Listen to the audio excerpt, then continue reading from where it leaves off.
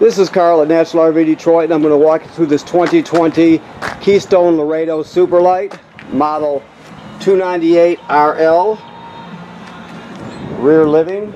Okay, so we'll come back to the rear here on the door side. Let's see what we have here. Give me 1 second to look here.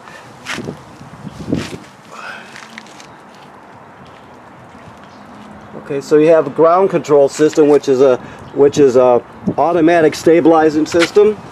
The controls will be up front. I'll show you those when we get to them. This particular slide out is just so you know, it's called an AccuSlide. You see the cable there and the cable there. That tells me that it's an AccuSlide. It's just a type of slide out, in case anybody ever asked you. So here we have your outside kitchen. So you got a microwave, a refrigerator, a cooktop that swings out, or pulls out I should say. Let me see if it's already plugged in, or do we have to plug it in? No, this one you have to manually plug it in. There's the male end for it. So underneath here, let me get that in there. Excuse my camera work. Underneath here, let's see if we can find it, there'll be a quick connect fitting to hook up the gas.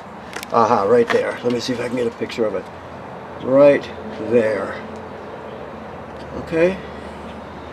There you go. Okay. So you have to plug that in when you're going to use the outside grill. You have a radio, obviously. It also plays DVDs also, and let me see, it probably streams off a USB, so it does everything you need it to do. This TV, of course, pulls out and swings around. That's the signal booster for your digital antenna up there. All right, 2 remotes, one for the radio, one for the TV. All right, so your steps fold into the trailer. Now to adjust the legs to the terrain, you can just pull this pin out right here. There's one on each side, and then you can raise them and lower them, or to adjust to the terrain. Okay, that's just power. All right, so this is your crank here. I think we'll find out what you use that crank on here, because I noticed you do have a ground control system. So that's also your sewer hose, and that's a reducer over there for your power cord. All right, this is your battery, deep cycle marine battery. They're still cleaning up in this, so it'll be cleaner when you pick it up. Docking lights over here.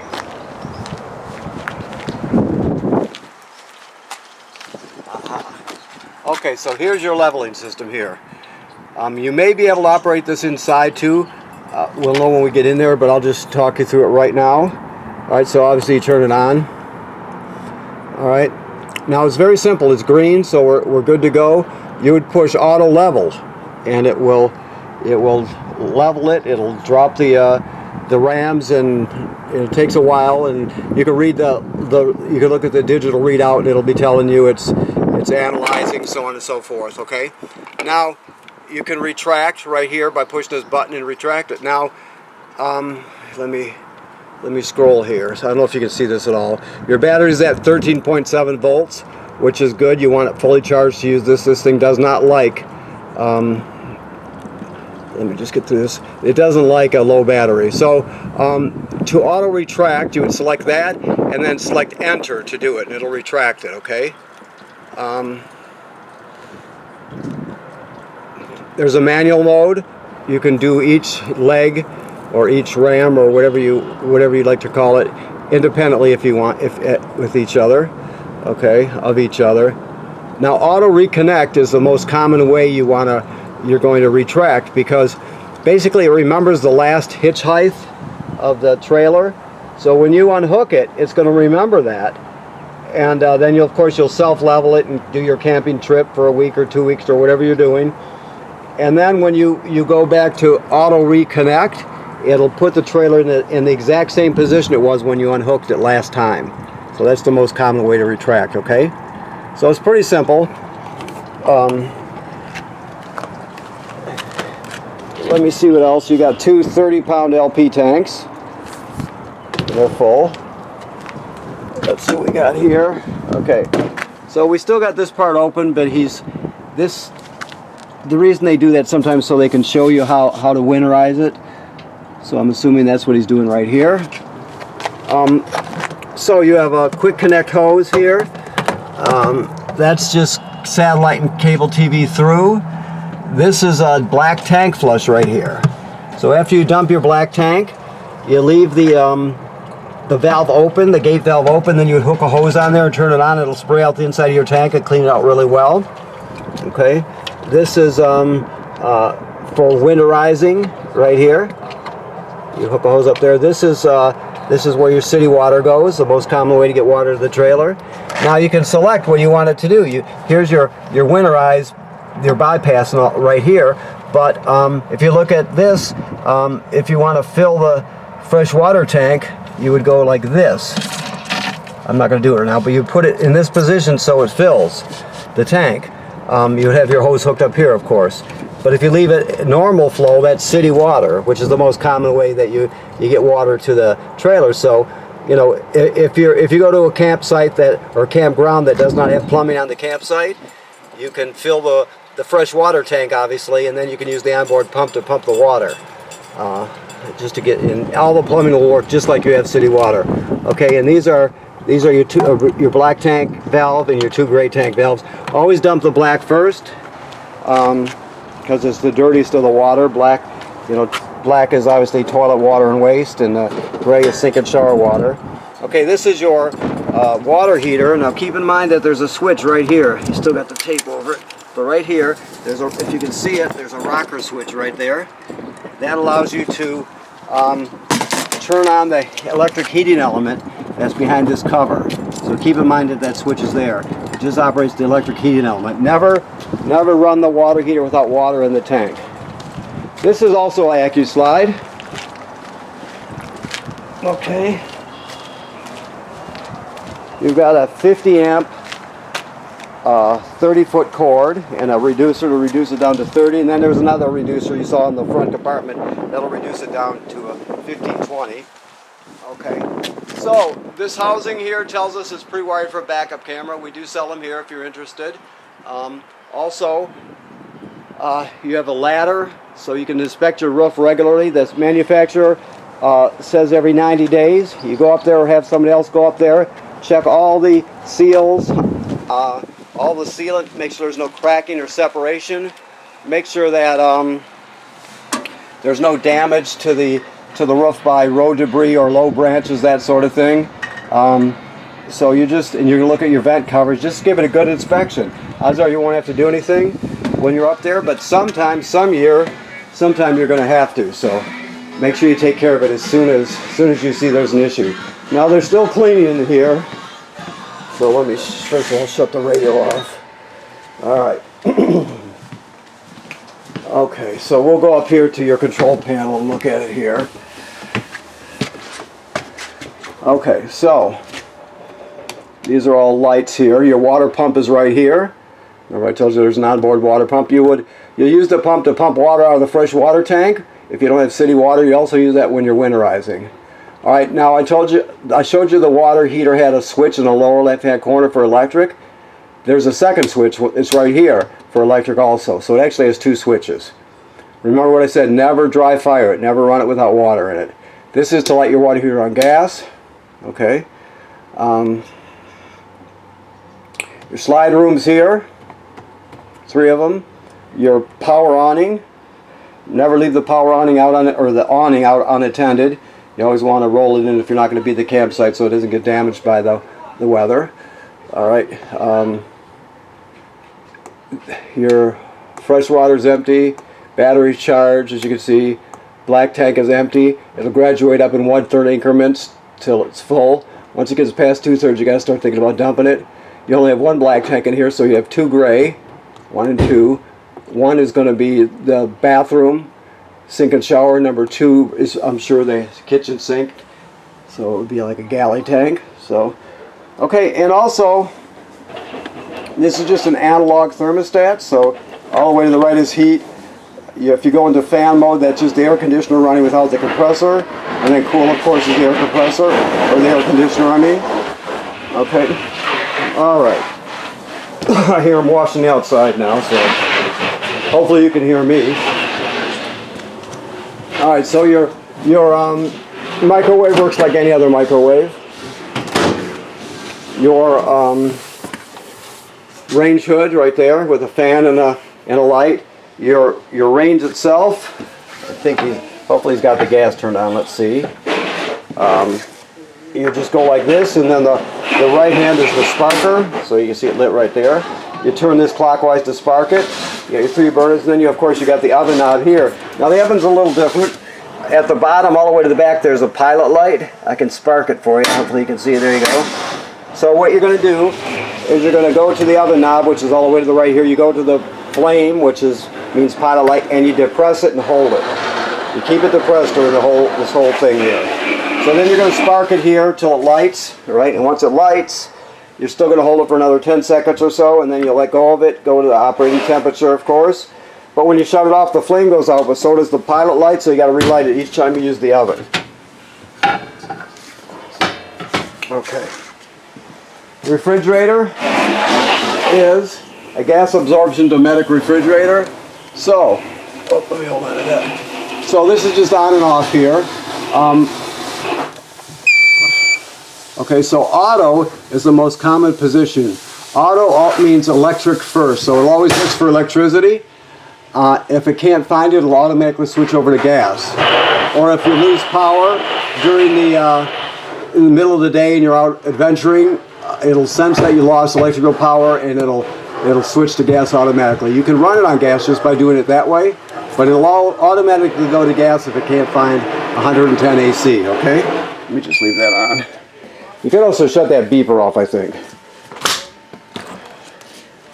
Okay, the only other thing to know here is this is a thermistor. It's on the end of this cable here, actually. This is just a clip. You want to slide it up as high as you can get it till it's taut, and that makes the refrigerator cool. You can see cooler the higher you go, warmer the lower you go. So you want it up as far as you can get it almost all the time. If it starts to freeze up, frost up, you can back it off, but generally speaking, you're just going to have it up all the way. Okay. So this is let me see what we got here. This is a hide-a-bed here. You pull the cushions off, you grab it right below the cushion, you fold it out. It's 3 panels. Put the legs down, and so it's 3 foam panels. So it's a nice, as hide-a-beds go, it's nice, not like they used to be anyway. Okay. So you will have 3 remotes for this trailer. The bottom one is going to be for the fireplace. I'm looking around to see if I can find them here, so I can show you. Oh, here we go. There's 2 of them anyway. All right. Okay. Well, anyway, basically the remote's what you'll be able to do with the remote, obviously on and off. You'll be able to adjust the appearance of the flame. You can set the fan speed off, low, and high, and of course a thermostat. And it also has a timer, so you can set it to turn on and turn off when you need it to. Alright, so the radio plays CDs and DVDs right here. You can stream off of this USB right here. It has Bluetooth, so you can hook up wirelessly with Bluetooth for using your phone or tablet and stream that way. It has 3 or 2, let me see what we have, 2 speaker zones. 1 is inside the trailer, 2 is outside the trailer, that's right here. So there's a lot you can do with it. Of course, TV they're wired together, so when you do pop a disc in there, it will play on the TV, of course. All right. Let me look around a little bit and see what else we have. I know there's right here. It's a carbon monoxide LP gas detector. Should always be green. This device here is your power converter. So what it does, it converts 110 AC to 12 volt DC. So it's an AC to DC converter. So on the AC side, you got regular household type circuit breakers like you'd see at home. They're all labeled. Then the power is converted to 12 volt DC over here. You got fuses. that are labeled, 12-volt fuses that are labeled. So if any of these fuses blow, they'll light up, and you can see them through this tinted plastic here. Okay. Also, when you're plugged in, this will also be a battery tender. It'll always check how much energy your battery needs up front and keep it charged up. Okay. Alrighty. So let me look a little farther here. Alright, so I'm looking. Okay, so let's, with your chairs, you should always tie them down when you're traveling. That way they won't bounce and break a window or something if you hit a wild bump, something like that. So you always want to make sure you strap them down. The bathroom works like any other bathroom, sink and shower wise. The toilet, if you haven't owned an RV before, let me see if I can show you it here. That is the flush pedal right there. Okay, so the black tank is directly below. Right now it's empty, or it will be empty when you pick it up. So you can't use it dry. So when you get to the campground, you hook up your power and your water, then you'll come inside, you'll step on this pedal here, it'll open up the trap and water will come swirling around to go into the tank below. You put it around a gallon or so, 2 gallons, whatever you want to put in there, but around a gallon of water and your chemical, right? So you put water and chemical in it when you first start using it. Then you would just use it like you normally would. But let's say you have to get your black tank dumped, but you're still going to stay another week at the campground. So after you dump it, you're still staying another week, so you come back and you'll repeat the procedure. Put a gallon or so of water in there and the chemical. Okay, so never use it dry. The smell will be well, it'll be intense anyway, and also it can get hard and clogged up and all that. So you always want to have water and chemical in it. Oh brother. So here we have it. It's obviously your bed's not made yet, but they're still cleaning, like I said. Normally we have them much cleaner, but time-wise we're kind of tight, so this is how we're doing it. You have a separate thermostat here for your AC up here, right? Another TV hookup, and a backing plate right here. Like you can see where it's at. I know I'm up very close, but you got power, hookups, and a place for a TV mount. All right.